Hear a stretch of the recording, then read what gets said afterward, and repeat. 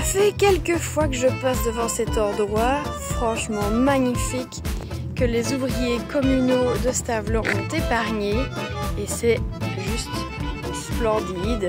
D'abord pour la biodiversité et tous ses occupants, tous les pollinisateurs.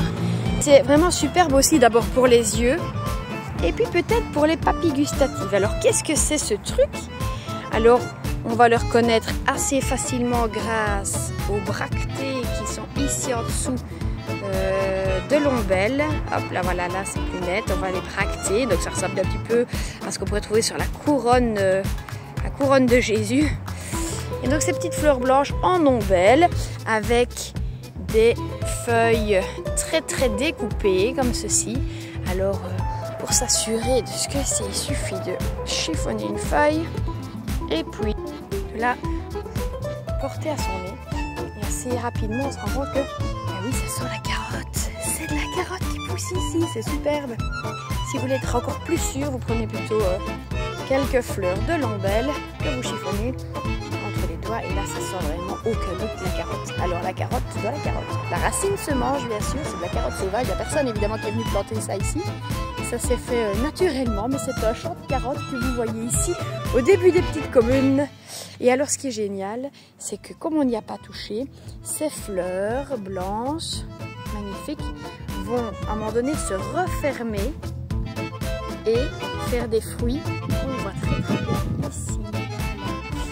Alors là, c'est refermé, les fleurs se sont refermées et elles referment les fruits, en fait, qui sont des graines avec lesquelles on peut faire plein de délicieuses recettes. On va aller tester ça tout de suite.